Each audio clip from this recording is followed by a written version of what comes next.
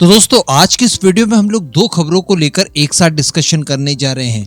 दोनों ही खबरें फॉरेन से जुड़ी हुई है, लेकिन इसमें डिफेंस का भी एक बहुत बड़ा एंगल है और भारत की करंट रिक्वायरमेंट को फुलफिल करने के लिए आज की ये खबर बहुत ज्यादा बड़ी साबित हो सकती है। तो चलिए आगे डिस्कशन करते हैं। इस न्यूज के इर्द गिर्द होगा भारत, फ्रांस और बांग्लादेश और हमारी जो समस्याएं हैं जिसमें जेट इंजन और न्यूक्लियर सबमरीन, इन दोनों ही विषयों के ऊपर कुछ महत्वपूर्ण डेवलपमेंट निकल कर आए हैं जिनको लेकर डिस्कशन किया जाएगा। आप बस हमारे उत्साहवर्धन के लिए अपने खुद के इस चैनल को सब्सक्राइब जरूर कर दीजिएगा। तो देखिए दोस्तों, सबसे पहले बात कर ली जाए भारत और बांग्लादेश के परिप्रेक्ष्य में। बांग्लादेश की अगर बात की जाए तो ये लोग ऊर्जा के लिए दूसरे देशों के ऊपर आश्रित हैं। खासकर भारत की बात की जाए तो भारत से बड़ी स्केल पर ये लोग बिजली को इम्पोर्ट करते हैं, जिसमें भारत की कई सारी सरकारी कंपनियां और कुछ प्राइवेट कंपनियां इन्हें इलेक्ट्रिसिटी सप्लाई करती है। सरकारी कंपनियों में तो ढेर सारी मिल जाएंगी आपको, जो कि थोड़ी थोड़ी क्वांटिटी में इन्हें इलेक्ट्रिसिटी सप्लाई करती है। लेकिन अगर बात की जाए प्राइवेट फर्म्स की, तो अडानी पावर इन्हें अपने एक पावर प्लांट की 100% बिजली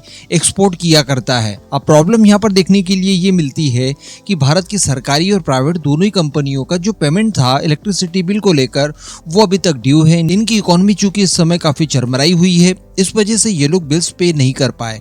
$800 बिलियन जहां पर अडानी ग्रुप का बाकी है, तो वहीं पर भारत की सरकारी कंपनियों का भी $200 मिलियन के आसपास का बिल बाकी है। तो कुल मिलाकर $1 बिलियन के आसपास का ये बिल बाकी है। सरकारी कंपनियों द्वारा बिजली काट दी जाती है। अडानी द्वारा भी कहा जाता है कि देखिए जल्दी बिल पे कीजिए, वरना हम लोग स्थायी तौर पर आपको बिजली सप्लाई नहीं कर पाएंगे। तो वैसे इनकी तरफ से आश्वासन तो दिया जाता है कि देखिए हम जल्द से जल्द आपका ये पेमेंट पूरा कर देंगे, आप बिजली की सप्लाई लगातार चालू रखिए।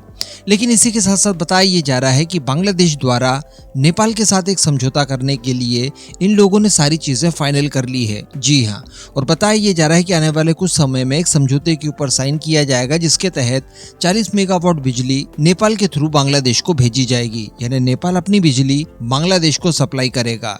लेकिन प्रॉब्लम ये है कि नेपाल और बांग्लादेश के बीच में भारत पड़ता है, चिकन स्नेक वाला इलाका। तो चाहकर भी ये लोग भारत के बिना बिजली के लेन देन ईच अदर नहीं कर सकते। इस वजह से बताया जा रहा है कि ये समझौता बायलैटरल ना होकर ट्राइलैटरल होने वाला है और इसमें भारत की भी सहभागिता रहेगी, जिसके तहत होगा ये कि भारत के ही इंफ्रास्ट्रक्चर के जरिए नेपाल की बिजली बांग्लादेश तक पहुंचाई जाएगी। यानी नेपाल अपनी बिजली भारत भेजेगा और भारत की ही ट्रांसमिशन लाइनों का इस्तेमाल करते हुए ये सारी की सारी बिजली बांग्लादेश को दे दी जाएगी। तो अल्टीमेटली ये कहा जा सकता है कि बांग्लादेश किसी के ऊपर भी आश्रित हो जाए बिजली को लेकर, इनकी कमजोर नस हमेशा भारत के हाथों में रहने वाली है। आप सभी को एक इंसिडेंस में बता दूं कि चाइना द्वारा इलेक्ट्रिसिटी को लेकर कई सारे सबसिस्टम्स वगैरह बनाए गए हैं, जिसको लेकर पाकिस्तान बहुत बड़े स्केल पर उन पर आश्रित है। यानी पाकिस्तान की जो मेजर सिटीज वगैरह है, वहाँ के जो बड़े बड़े पावर प्लांट वगैरह हैं या डिस्ट्रीब्यूशन सेंटर्स वगैरह हैं, उन सभी के अंदर चाइनीज इक्विपमेंट का इस्तेमाल किया जाता है।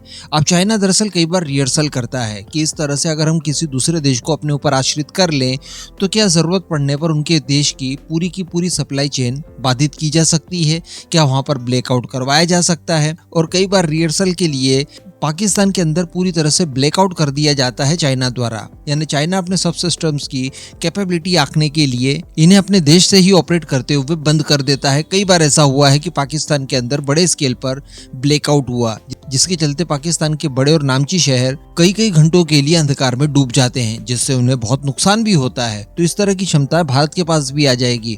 और बांग्लादेश की बात की जाए तो बांग्लादेश के पास दो ही पड़ोसी हैं। एक तो म्यांमार है, जिससे 40-50 किलोमीटर की थोड़ी सी बाउंड्री मिलती है और उससे संबंध अच्छे नहीं है। रह देकर बांग्लादेश का पड़ोसी एकमात्र भारत ही है, बाकी तो वो सभी तरफ से समुद्र से घिरा हुआ है। ऐसी परिस्थिति में भारत के पास एक बड़ी पावर आ जाती है, जो कि बांग्लादेश को इन फ्यूचर कुछ भी गलत करने से रोक सकती है। अब बात कर ली जाए अगर फ्रांस और भारत की, तो बताया ये जा रहा है कि बहुत ही जल्द भारत के NSA Ajit Doval sir France के विजिट पर जाने वाले हैं, जहां पर वो फ्रांसीसी काउंटर पार्ट के साथ मुलाकात करेंगे, जिनका नाम इमैनुअल बॉन है। अब बड़ी बात यहाँ पर देखने के लिए ये मिली है कि एनएसए अजीत डोभाल सर का ये जो पेरिस विजिट होने जा रहा है, ये स्पेशली स्ट्रेटेजिक रिलेशनशिप को आगे बढ़ाने, मजबूत करने के लिए ही होगा।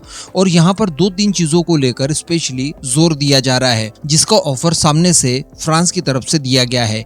एक तो बताया जा रहा है कि 110 किलो न्यूटन थ्रस्ट वाला इंजन, जो कि एमका और टेडबीएफ जैसी परियोजनाओं के लिए इस्तेमाल किया जाएगा। इसके अलावा जो एसएसएन होती है, न्यूक्लियर अटैक सबमरीन्स, उनकी टेक्नोलॉजी को लेकर, और साथ ही जो अंडर वाटर ड्रोन्स होते हैं, इनके प्रोजेक्ट को लेकर बताया जा रहा है कि फ्रांस द्वारा भारत के सामने ऑफर दिया गया है, जिसमें IPR के साथ साथ 100% टेक्नोलॉजी ट्रांसफर ये हमें देने के लिए तैयार है। वैसे हम सभी जानते हैं, मैंने आपको लास्ट अपडेट में बताया भी था कि हर हाल में इस साल के अंत तक एमका के लिए इंजन को फाइनल कर लिया जाएगा। यानी इस समय भारत की GTRE इस बात का अवलोकन कर रही है कि किस फॉरेन पार्टनर के साथ जाना हमारे लिए ज्यादा अच्छा होगा, और ये सारा कुछ मूल्यांकन करने के बाद इस साल के अंत तक इस डील को फाइनल कर लिया जाएगा। तो इसी के लिए कंपटीशन चल रहा है और फ्रांस इसमें सबसे ज्यादा आगे दिखाई दे रहा है। अब बताया जा रहा है कि 30 सितंबर से 1 अक्टूबर के बीच में फ्रांस की राजधानी पेरिस में ये मीटिंग आयोजित की जाएगी, जहां पर अजीत डोभाल सर इन सारे विषयों को लेकर चर्चा करेंगे। इसके साथ साथ ये भी बताया जा रहा है कि अजीत डोभाल साहब की मीटिंग फ्रांस के राष्ट्रपति इमैनुअल मैक्रों के साथ भी संभव है, जहां पर वो रशिया यूक्रेन वॉर को लेकर रिसेंट जो परिस्थितियां हैं इनको लेकर चर्चा करेंगे। क्योंकि recently Ajit Doval sir Russia के विजिट पर भी गए थे और वहां पर युद्ध को रोकने के लिए उनकी तरफ से प्रयास किए जाते हैं। तो उसको लेकर क्या क्या चर्चाएं हुई, किस किस तरह की डेवलपमेंट निकली और आगे क्या किया जा सकता है,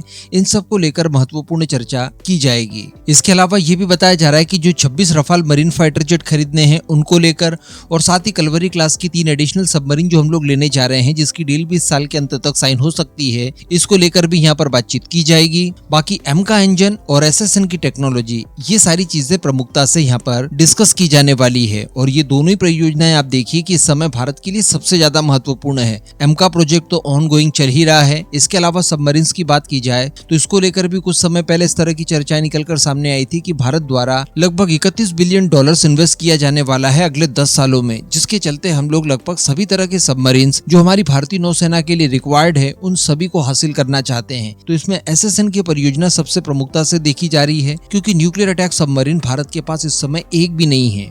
और ऐसी परिस्थिति में अगर फ्रांस से इसको लेकर टेक्नोलॉजिकली मदद मिलती है तो ये भारत के लिए काफी ज्यादा उपयोगी साबित होगी। अब इन मुद्दों के ऊपर आपका क्या मानना है, नीचे कमेंट करके जरूर बताइएगा।